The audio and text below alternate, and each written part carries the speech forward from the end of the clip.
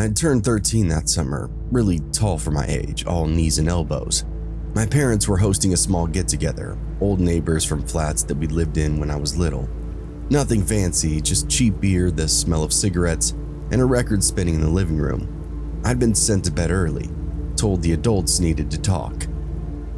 You see, my family had lived in the same flat for years, over a decade now. They're very social, hardworking people, and had gotten extremely close with their neighbors throughout the years. So when they decided to move, it uprooted a lot of their traditions. The house was small enough that I didn't really have much choice but to listen. Their laughter drifted up through the floor, warm and steady.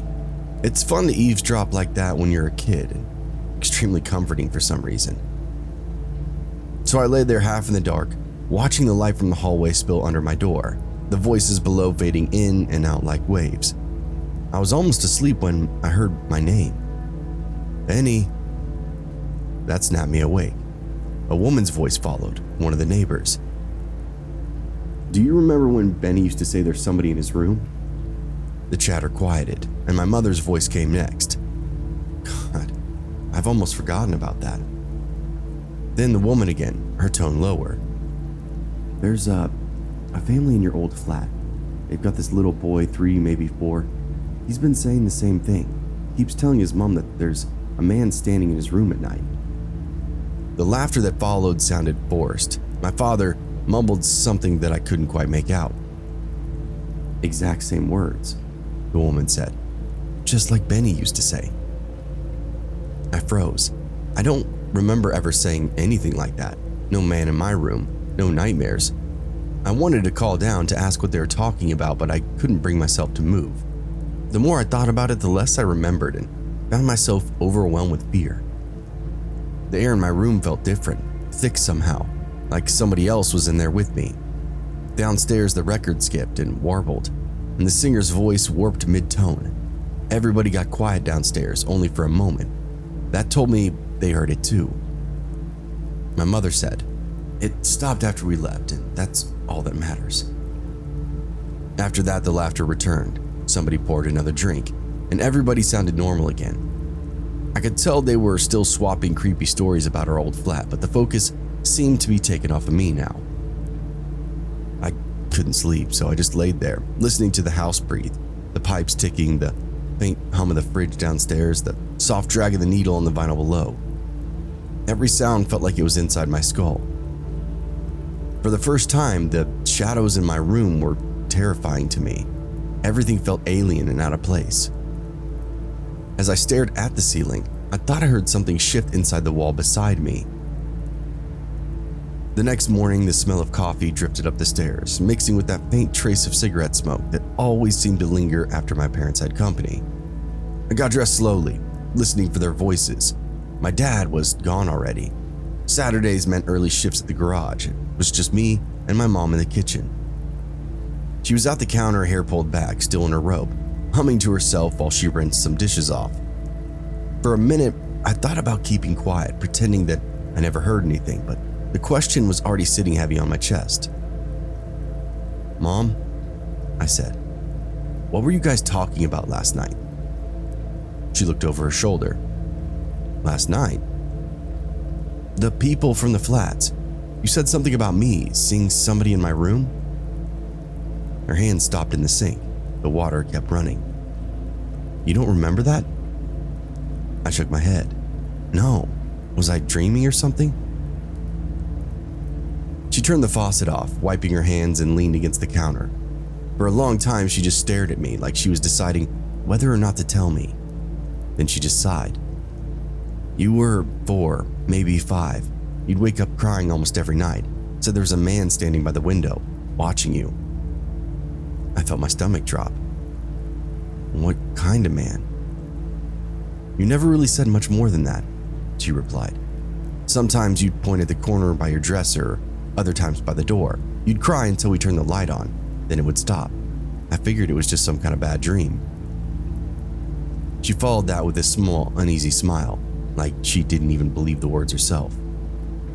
"Kids sometimes see things, you know? Shadows, shapes. I thought it was normal." I didn't know what to say. I was trying to picture it, the window, the dresser, that little square room. It was all there vaguely, but zero recollection of any stranger bothering me. "What about the noises?" I asked her. "That lady said something about noises." Her eyes flicked away. "That was later. We'd hear footsteps sometimes in the hallway by your door. Your father would get up and check, but there was never anybody there. It wasn't the neighbors either. It sounded like it was inside our flat." I could tell by saying this it had frightened my mother to some degree, and I felt the hairs rise up on my arm. "And you didn't move?" "Well, we thought about it," she said, "but then it just stopped. One day everything went quiet and we left a few months later anyway." I stared at her.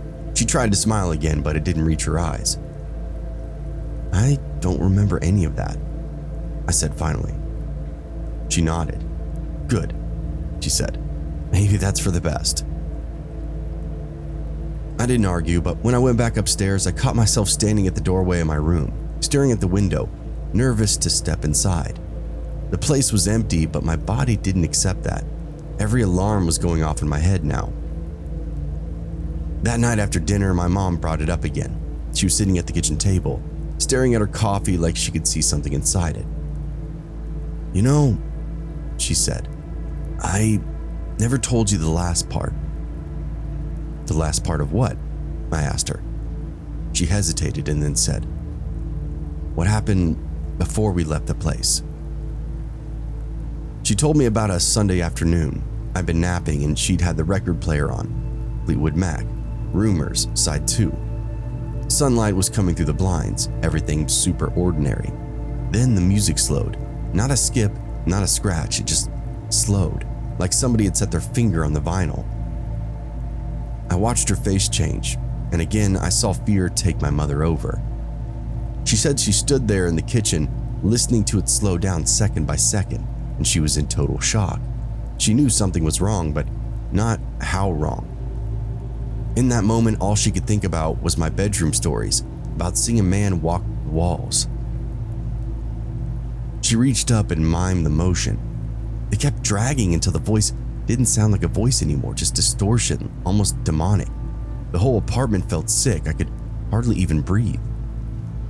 "What did you do?" I asked her. "I shouted," she said. "I told it to leave us the fuck alone, and then everything went right back to normal."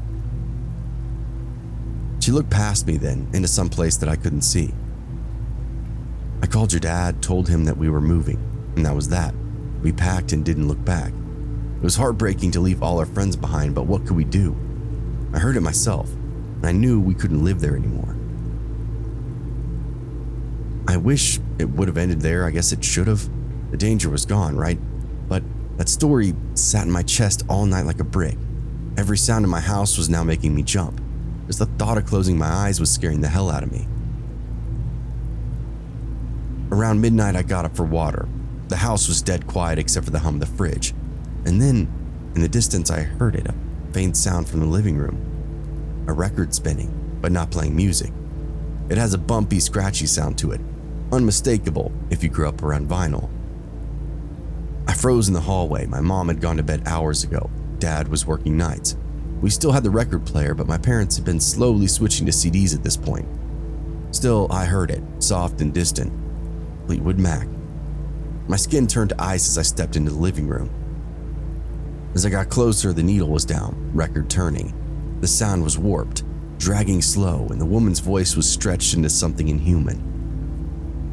A man was stood behind the turntable, tall and still, his hand resting flat on that spinning vinyl.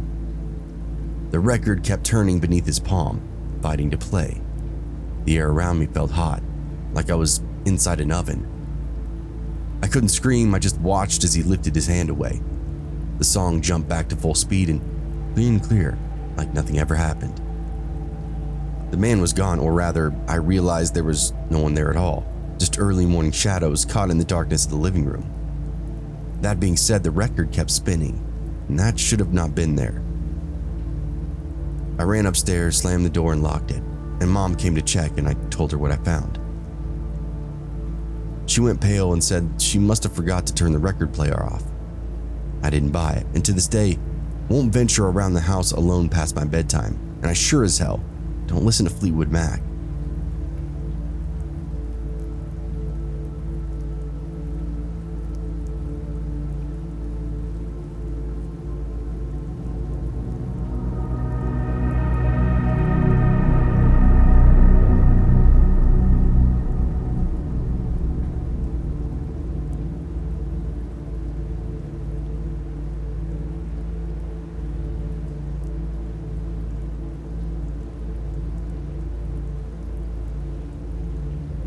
Honestly, I've never really been able to forget the sound that truck made when it came home that night.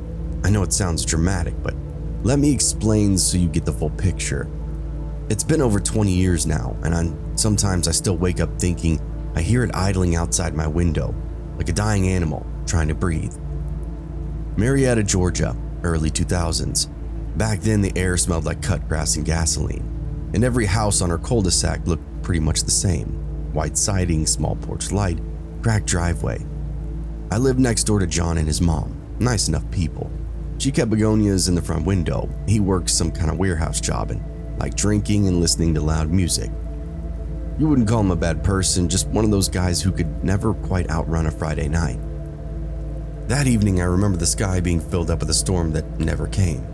The air was thick with electricity, made your hair stand on edge. I was half asleep on the couch when I heard the truck. I looked through the blinds and John came creeping down the street, headlights bumping up and down. The passenger window was down, and something about the way the silhouette leaned out was making me uneasy. He parked crooked, still half in the grass, and the engine didn't cut right away. I watched his door swing open.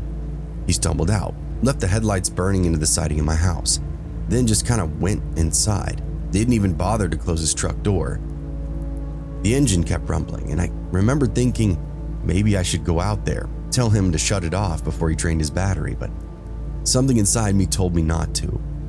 That same stupid whisper in the back of my head. Ultimately, I decided he's a grown man. It wasn't really any of my business.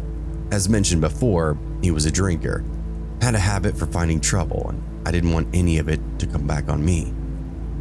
Eventually, the truck went quiet. For some reason, I just didn't sleep well after that. Kept having this feeling like something was wrong, like the roof might come crashing down on me. When the sun finally came up, when the light hit the driveway, I learned just how right that feeling was. Morning came and exposed it all. I was pouring coffee when I heard the screaming.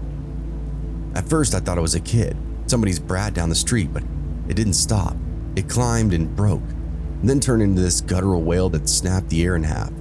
I ran to the window and saw her, the woman from 2 doors down, standing in the middle of the street with both hands on her mouth, pointing at John's truck. I dropped the mug. The coffee burned my feet to hell, but I barely even felt it. I stepped outside barefoot, concrete still cool. The truck was parked the same way that I'd saw it hours earlier, only now in the daylight it looked off. Too much color, and there was something splashed across the passenger door. Dried, dark, and deep. I walked closer, and my stomach knew before my eyes did. The passenger door was open a crack. Through it, I saw the seat, soaked in something that shouldn't have been there. The smell was what hit me next: iron, meat, and rot, sweet in the worst way. The body was still buckled in, or what was left of it. He was sitting upright, head gone. His hands were in his lap, fingers bent stiff as if gripping something. His shirt had been white once, and the windshield was splattered with the impact of a line of crimson that dragged across the glass like a brushstroke. The head had been outside the truck when they hit whatever they hit. It was nowhere to be seen. Yes, you're hearing this correctly. There was a headless corpse sitting in my neighbor's truck. I backed up and nearly tripped on the curb. John's mother was on the porch now, in a robe, shouting his name over and over. He finally came out, barefoot, half asleep and still drunk from the night before, eyes squinting against the light. He had that confused smile you see on people who haven't realized the world's already ended. "What's going on?" he said, rubbing his face. "What happened?" The cops arrived next, and the same woman that was screaming was the one who made the call. She'd been walking her dog when the sun came up. The police surrounded the truck, shouting orders, trying to get people back. John just stood there. He kept saying his friend's name, Frankie, "Frankie," as if he was in the yard somewhere or something. One of the officers finally took him by the arm and turned him toward the truck. I swear I'll never forget the way his knees went out from underneath him. He made this sound, halfway between a sob and a laugh, and I think that broke me more than anything else. They said later that Frankie had been hanging out the passenger window, probably getting sick, throwing up. John was driving drunk, maybe 45, maybe more. They hit a signpost hard enough to peel the roofline back like a can. The pole caught Frankie right in the neck. John drove almost 12 miles home with his best friend's body beside him and never noticed. 12 miles. I can still hear the screams and wails from the driveway. The back tires left 2 perfect streaks of blood, thin, dark lines that stayed for weeks, even after the rain had come and gone. People drove by for weeks just to get a look at the scene too. That night, I couldn't close my eyes without seeing the passenger seat. Every time I blinked, it was there. Not the seat, but that decapitated person sitting inside it. They cleaned that driveway, of course, pressure washed it until the water ran clear, then a little longer for good measure. Still, for weeks after, you could still see it, the faint pink shadow where the blood had soaked deep into the concrete. Reporters showed up the next day, cameras, microphones, people asking for quotes, wanting to know what we saw. I didn't say a word, none of us did. We stood around like a funeral without a coffin. The papers called it a tragic accident. Both families were devastated, and after they arrested my neighbor, the victim's family demanded they release him. 2 guys that were best friends got drunk all the time together. They truly believe it was just a fatal mistake, and if you're asking me, I honestly think what we saw that morning inspired that infamous scene in Hereditary. If you know, you know. John's mother sold the house and left town. He went to jail. Some kind of plea deal, vehicular homicide while intoxicated, they said. I watched the truck get hauled off on a flatbed, windshield spidered with cracks, the seat still wrapped in that thick black plastic. I stayed in the neighborhood another year, playing make-believe, I guess you can call it. The reality was, I'd taken on some kind of PTSD. Nights now made me anxious, like the truck might barrel right through my living room wall. I started sleeping with earplugs in, thinking it would help me, but it doesn't. Rest in peace, Frankie.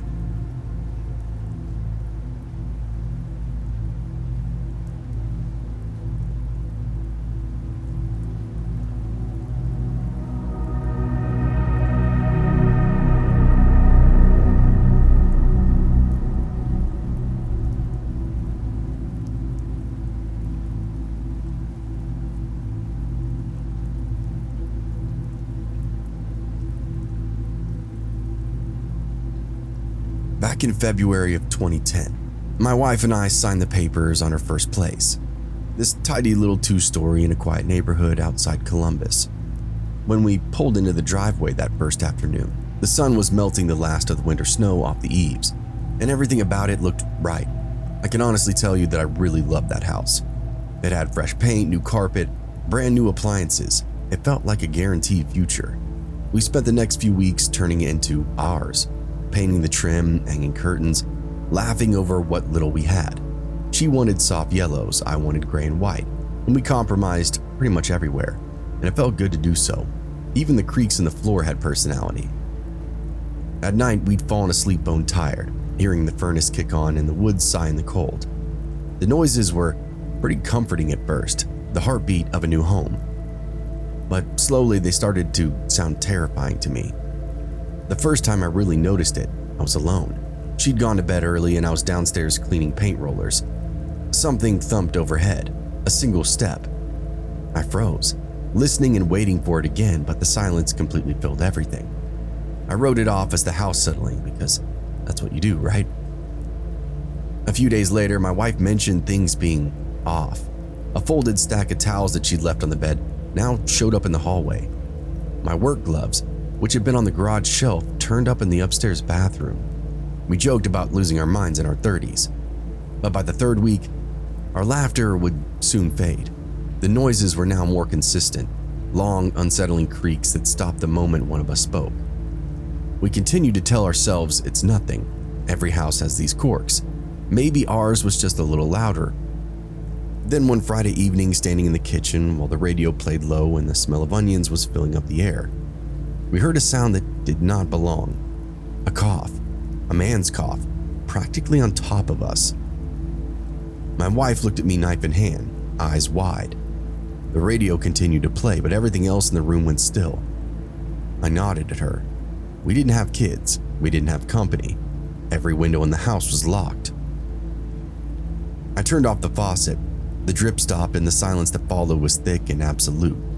It should have been a comfort, but the truth was, it made my skin crawl. "Call 911, I said. She grabbed her phone with shaking hands. I reached for the chef's knife, the biggest one we had, and started down the hallway. Halfway down the hall, a board overhead gave a pop, then another. Whoever was up there was moving, and this was a one-story house. I started to think maybe there was animals in the walls or something. "They're sending somebody," my wife called out. The moment she said that, I heard a scramble of steps. They reacted to her words. The hall stretched out along like a throat, dark, narrow, and quiet. Every door was open except one, my office. That door was cracked, just enough to show a sliver of darkness inside it. I swallowed hard. "Hello?" Nothing. Then the faint sound of weight shifting, and I tightened the grip on that knife. Another pop followed, closer this time. Tires rolled on the pavement outside a few minutes later, then doors slammed. 2 uniformed officers entered the front, guns drawn, flashlights slicing across the walls. "Are you the homeowner?" the tall one asked me. "Yeah, we heard somebody in the house," I heard my wife say. At this point, I came back to the kitchen. "Stay behind us," they told me. They went on ahead of me, each step calculated, clearing rooms as they went. Master bedroom, empty. Guest bath, empty. Even the linen closet sat bare. Every creak was now making me jump, even with the cops present. The officer turned to me. "Is that the last room?" I nodded. "Office." He pressed his ear to the door, listened, and then nudged it open with his gun. The room was pretty dim, except for the glow of my computer monitor casting this blue light. He swept the flashlight across the room. Desk, chair, window. "Clear," he said, lowering the weapon. But relief came too soon. A thunk hit directly overhead, and we all froze and looked up. Another thunk followed. "You got attic access?" he asked me. Yeah, in the closet," I said, gesturing to the small door in my office. He tugged the cord, and the ladder groaned as it folded down, dust drifting through the beam of his light. "Police!" he shouted. "If anybody's up there, come down slowly." Silence, then movement, a slow ruffle against insulation. The second officer raised his weapon. "Somebody's up there," he muttered. "For sure there's somebody up there." The first climbed halfway up, flashlight steady. "Hands where I can see them," he called. He went still though. Oh Jesus, oh my God. I couldn't breathe. "What is it?" "Stay back," he said without turning around. The light flickered against the rafters and found an old man crouched in the shadows, clothes filthy, beard tangled, skin the color of old parchment. He was 40, maybe 50. It was hard to tell underneath all the grime. His eyes caught the light and didn't even blink. He just stared at us. I could only see through the small gap beneath the officer's arms. His partner stood at the foot of the ladder, gun ready. "All right, come down," the officer ordered. "Hands up." The man tilted his head, mouth twitching into something that was not a smile or a smirk. I'm not sure what to call it. He then whispered something too soft to make out. What are you saying? Are you all right?" The man shifted, muttering, his voice low and indiscernible. Then he moved. It wasn't a jump or a fall, it was almost a lunge, this desperate scrabble sideways that rattled the beams and sent a storm of insulation down like snow. Both the officers shouted and I stumbled backward, heart now hammering in my throat. All I could think about was protecting my wife. I still had that knife in my hand. The officer dropped off the ladder, weapon raised. Above us, the attic then erupted into chaos, thrashing, pounding, something heavy pushing along the plywood. My wife was screaming down the hall. The sound of her voice snapped me out of that fog, and I yelled her name to let her know it was okay. The officer barked into his radio. Unit 47, requesting immediate backup, active intruder inside attic. The ceiling shook again, harder this time. A fine crack ran across the plaster above us, then suddenly, silence. That same silence that made me sick every time I heard it leading up to this. We stood frozen, flashlight beam trembling in the drifting dust. Then from directly above came a single creak. The officer's voice was now barely a whisper. "He's not staying put, is he?" "Hell, you told him to come down, Evan," the other officer prodded, and they both kind of shared this awkward laugh, trying to regain control of themselves in the situation. I thought about the nights that we laid there in bed, hearing these same sounds, the soft steps, the sighing wood, and realized it was never the house settling, it had always been him. The creak above us stretched into this steady thump now, and the taller officer steadied his flashlight on the open hatch. "He's moving along the rafters," he whispered. "Keep an eye on that opening." That second officer stepped closer, gun up. I stood frozen. I could hear my wife sobbing in the background. I shouted to stay there, but it was too late. A shadow dropped past the attic opening, the fastest thing I've ever seen, landing hard at the foot of the ladder. The man hit his knees and elbows, gasping out loud like he'd knocked the wind out of himself. He looked up wild-eyed, his face gray with dust and hair matted. The first officer raised up his gun. "Don't move!" The man screamed. No words, just this raw feral sound that made my stomach drop. He staggered to his feet, swung his arms wide in these violent arcs, yelling at us the whole time to get out of his house. "Get out of my house. Get out of my house. Quit looking at me. Get the hell out." The officers closed in, shouting commands, telling him to put his hands up on the ground. He didn't listen. He starts pounding the walls, punching holes through the plaster, bleeding from the knuckles almost instantly. "You don't belong here," he yelled. "You don't belong in my house." He continued waving his arms around, covering everything, including us, in his blood.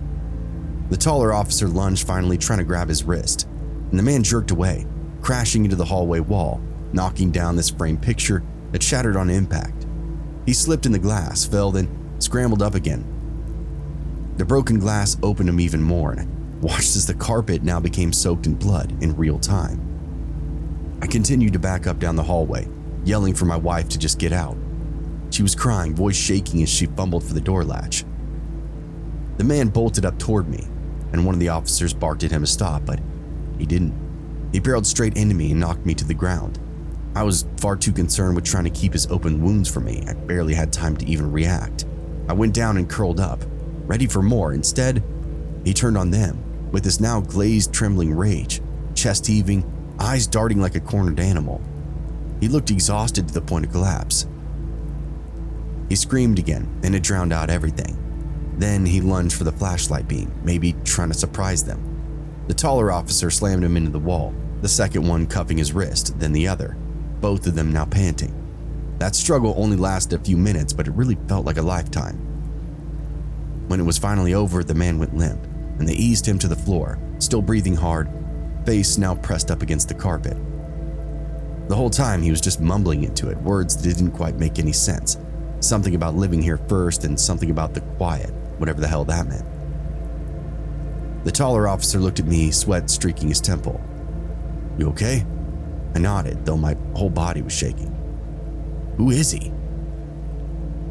He didn't answer right away. If you don't know, only time will tell. Backup arrived, another pair of cops plus an ambulance, EMTs, helping haul the man to his feet. He was going without a fight now, sagging between them, eyes half-lidded, mumbling to himself like a man caught between a dream and waking. When they dragged him outside, his head lolled toward me, and I swear for a second he made these kissy lips at me. Mwah. They then put him in the back of the cruiser and shut the door. I watched through the glass while the taller officer filled out his report on the hood of his car. It was insane to believe this was all unfolding in front of my house. When they left, our house now felt hollow. Every room had this weird, strange echo. We didn't talk much, just picked up the picture frame, swept up the glass, and tried to make it all look normal again. Later, lying in bed, I told myself it's finally over. The attic is empty. The man is gone. But we just sat there in silence, bulbs burning bright until the sun came up. Later that week, when we were trying to sleep in our bedroom, I rolled over and found myself staring at the ceiling. The house creaked from the same spot above our bed. And honestly, I've never felt the same in my house since that incident.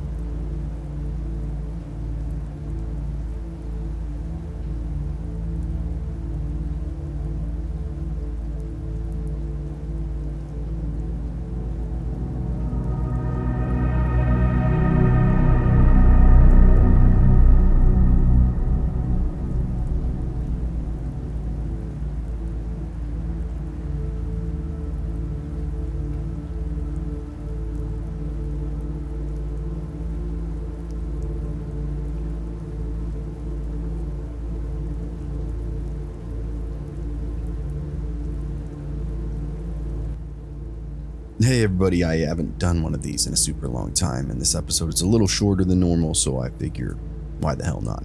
And it's Halloween-y. So just wanted to say happy Halloween to anybody and everybody that's listening. I hope you enjoyed this episode. I hope you enjoyed what am I saying? Anything and everything. I don't know, I got a lot of plans for Booze and Booze me and Zack do for next year.